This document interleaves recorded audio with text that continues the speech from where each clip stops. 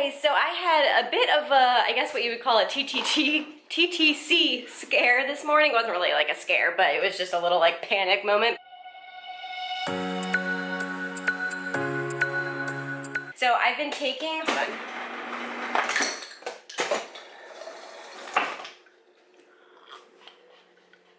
So I've been taking the like cheap ovulation predictor kit tests every single day with the plan of starting to take the digital ones, the like clear blue digital ones, once I was about a week out from when I was estimating that I was gonna ovulate, which actually turns out is today. But I took just one of the cheap ones earlier today, and then I actually was like in the middle of making my lunch, and so I forgot about it. I forgot to check it like after the 3-minute, mark or whatever. And so I went back, I have no idea how much later it was, maybe like an hour or so later, and I go in there and it is like dark.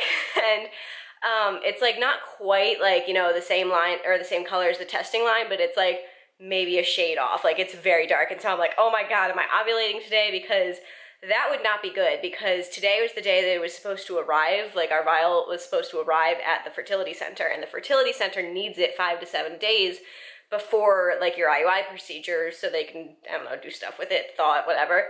So yeah, basically if I had been ovulating today, we would have like missed the mark, which we were like hoping to aim for this month. So I was freaking out, and so then I took another like cheap one, and I also just went ahead and took a digital one. I did 2 of those at the same, or I did like, those 2 tests at the same time. So it was my second like, cheap one, and then my the first time I've ever used the digital one. So I was like trying to figure it out, and I was like freaking out thinking I had ovulated and like we missed this month. But I did the test, and the second cheap one I took was like back down to a very like, pretty pale color like the ones I've been taking the previous days.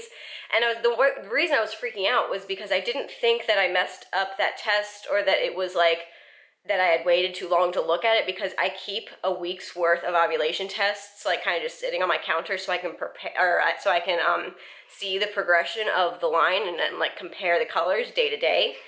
And even like, my like one from yesterday and like day before, like they don't become that dark just because they've been sitting there. Like they still pretty much stay the same color that they are when you like, check it after the 3 minutes are up. And so I was like, oh my God, like why is this so dark? It's not like, it shouldn't have, gotten that dark just because I waited too long. So yeah, I was freaking out, but luckily I did not ovulate, because like I said, we would have then missed this month and have to wait for next cycle to do our first attempt. So yeah, both the second cheap test and the digital test that I took today said negative. So but that was quite a bit of excitement to start my day off with. I was like freaking out, but yeah, that's all resolved. So I am going to be taking digital tests from here on out though, because I am estimating that I'm going to ovulate on the 26th.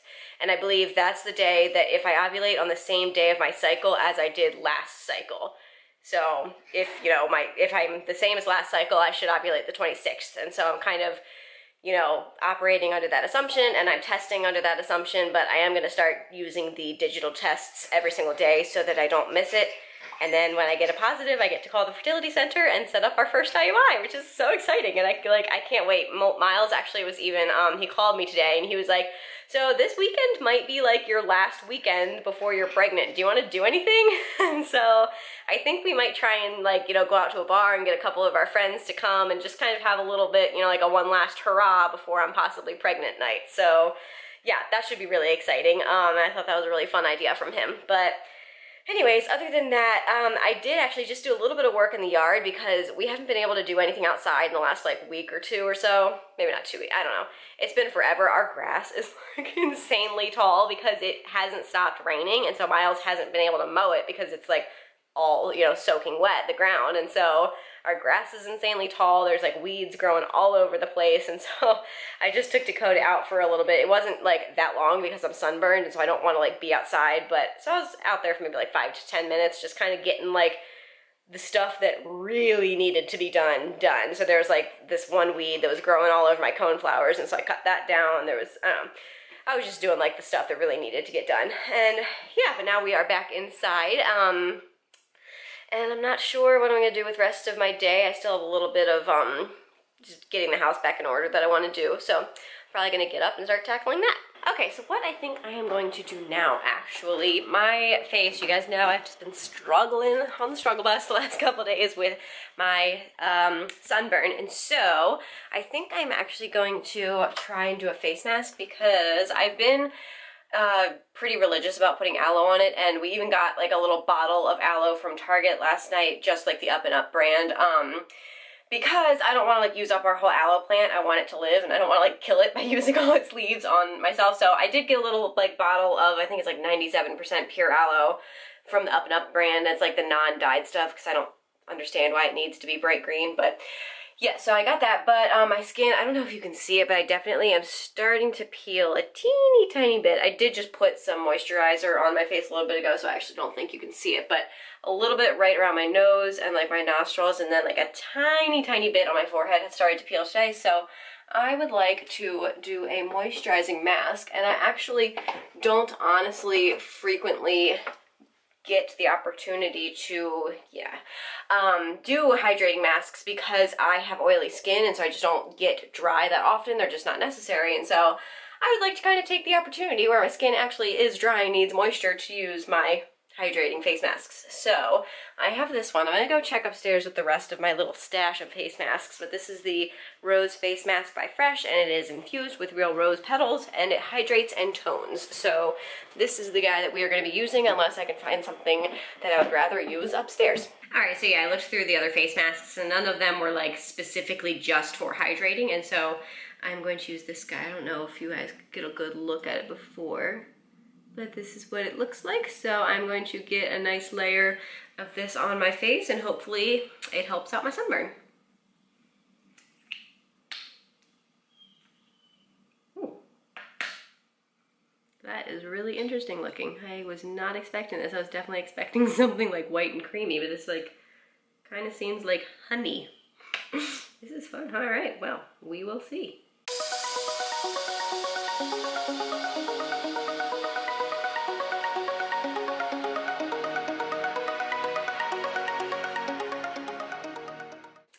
So I got that all over my face. It was really like nice, and I don't know, it's like kind of has a honey texture, but it's like more like watery, a little more watery, but it definitely like is easy to spread across your face, and it just, I don't know, it's really nice. A little bit goes a long way. Like I didn't have to use that much at all, so I think this little pot will last a good long time. And it also says that it's like it can be used daily, which is really nice for, you know, what I might want to be using it for. So yeah, if this feels good once I rinse it off, I'll definitely be using it for the next couple of days until my until my sunburn goes away to help keep things moisturized and hopefully avoid any peeling. But it says to leave on for about 5 to 10 minutes, and then, so yeah, I'm gonna do that and then wash it off with some warm water, and we'll see how my skin feels. All right, so I left the mask on for like 15 minutes, and it wasn't a miracle cure. I don't know. It like, my skin obviously still feels like lizard skin, but I don't know how much I really can expect from, you know, a mask because my face is burnt. So yeah, I don't know. I'm probably going to keep using it every day because like, why not? But yeah, like I said, it wasn't a miracle cure. I still decided to put some more lotion on afterwards. I'm using just my regular, like, this is the face lotion or moisturizer that I use when I'm not doing my night skincare routine. I use like nicer lotions when I do that, but that's just kind of like a, you know, kind of cheaper drugstore moisturizer that I like to keep on hand just to throw on whenever my skin feels dry, or I put it on every time I get out of the shower because like the water, you know, dries my skin. But anyways, so I thought I'd show you guys my ovulation sticks in case you're curious, so you can see like what I'm talking about. So if that's something you're not interested in, you might want to skip ahead for like a minute or so, but yeah. All right, so here is what I have currently. These are like the past couple days, the last 3 days, and then I have the one that I took earlier today, which it's really hard to see. Let me see if I can like zoom in and keep it focused. Yeah, so you see how that last one right there is like super dark and almost like, not quite, but almost at that level. I feel like the camera is even making it look a little lighter. In person, it looks really dark. And yeah, so then this is the test that I took after I took this guy, and then I also took the digital one, and both of them are clearly, obviously this is taken out of the digital reader. The digital reader said negative, but it also, you can see, well, actually, you can't see as much, but earlier you could see a faint line that the digital reader was obviously reading. But anyways, yeah. In case you're curious, that's what the test sticks have looked like, and that's what I'm dealing with. So yeah, I think it's pretty safe to say that I am definitely not ovulating. Oh, also, this is the aloe that I got the other day. Again, if you're interested, this is what it looks like. It's the Up and Up aloe vera gel, fragrance dye, and alcohol-free cooling moisture therapy for sunburned, irritated skin. So I was trying to get the most natural aloe option. Unfortunately, this one still definitely has a lot of chemicals in it, but what can you do? I'm not perfect. Obviously, my skincare is far from, like, you know, I don't want to say chemical free, because obviously everything is a chemical, but you know what I mean, like toxic chemicals, I guess. I don't know. But yeah, that's the aloe I got. And yeah. All right, so it's a little later, and Miles, all right. Miles is home from work and getting dinner all ready. I've basically been I've been up in my office doing a little bit of research, trying to figure out where I want to give birth. So yeah, I just kind of want to be prepared and like have a plan in action so that when we actually do get like a positive pregnancy, that I'm like ovulation. Positive pregnancy. Because I don't need. Oh, right. Never mind. Yeah. So that when I am pregnant, I know exactly what hospital and what doctor I want to work with. No. And so I don't have to like then waste time researching that after I'm pregnant, and I God just kind forbid, you only have 9 months. No, but you have to I'm see kidding. the doctor right away, because then. It's a joke. Relax. Anyways, yeah, so I just want to be prepared, and I want to know where I want to go, and there's like, you know, so ideally I would love to go to a birthing center, but unfortunately there really aren't like almost any in Maryland, and the only 2 that I've been able to find are like an hour away, and I just don't think that's practical, especially for like all of the doctor visits you have to go to throughout your pregnancy. I just don't think it's a practical choice. So I've been looking into other hospitals around here, and we are very lucky. We live in like, you know, right around Baltimore, and so we live in a very metropolitan area, and there's a lot of hospitals around, and a lot of good hospitals. But since I kind of want a more, I guess, natural style birth, you know, I would prefer to give birth in a birthing center rather than a hospital. I feel like I'm a little more picky rather than just, you know, yeah, sure, whatever, hospital. And so I'm kind of going through and seeing what different things each hospital offer. Oh my God. Sorry, I was trying. He's like trying to suck the air out of his. I have a growler from when we went away over the weekend, and he was like resealing it. Stopper things where you suck all the air out. Yeah. And it's a lot bigger than a wine bottle. There's a lot of air to suck out. Yeah. Oh, look, I got a baby one. And he has a baby one. Very cute. Are you proud of your mini growler? It's a daddy and a son. It's adorable. Can I take pictures? You can start a jug band with our kid. We have. All right. Anyways, back to the serious conversation. So, that is a serious conversation.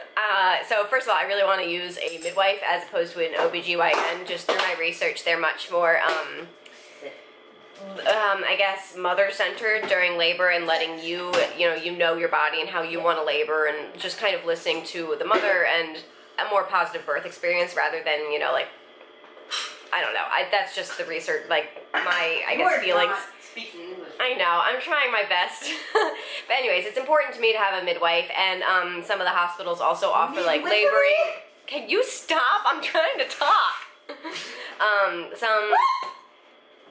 Some hospitals also offer like laboring tubs, and I think it would be really nice. I don't want to have a water birth, but I think it'd be really nice to labor in a tub, because I think it would just be really relaxing. You guys know I love taking baths anyways. I'm gonna kill you. Oh. What were some of the other things that I was like talking about? Dub, 3 men and a dub? No. A lot of the hospitals do have private labor rooms, which I'm really excited about, because I'm not trying to labor in the same room. They don't take your baby? Yeah. Oh, yeah, rooming in. So one of the hospitals, the hospital that I think I'm most highly considering at this point, it like really promotes. First of all, it has one of 2 hospitals in Maryland that has the, what was it, baby?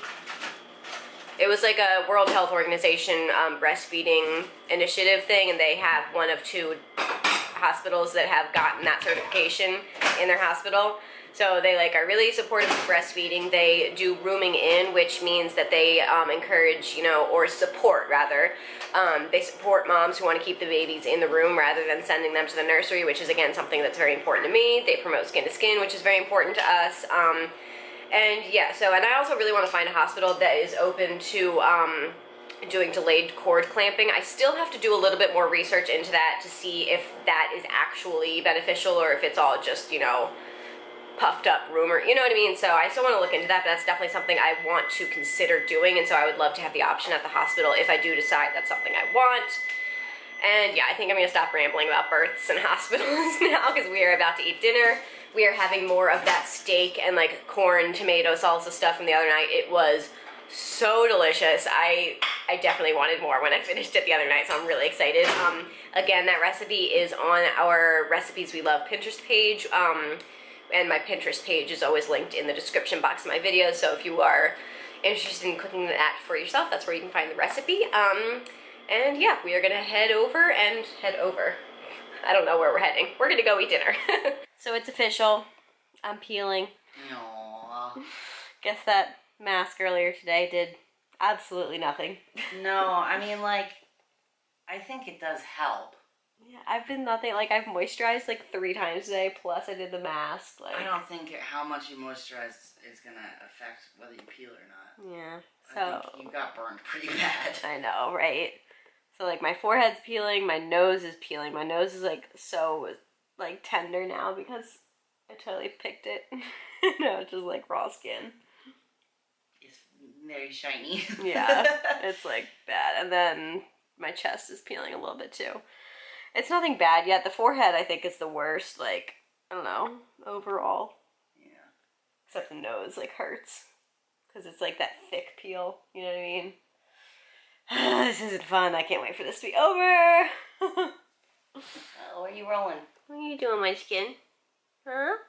You getting belly rubs? Oh, that's so nice. You see the little foots? Hi. She looks so happy. Are you a little snuggle bun? Oh, no cameras, please. Bless you. No, Mom. Alright, well, yeah, we just watched a couple episodes of Parks and Rec, and now we're gonna head on up to bed, so I hope you guys enjoyed today's vlog, and please give it a thumbs up if you did. Don't forget to subscribe down below if you haven't already, and we'll see you guys tomorrow. Good night. Good night.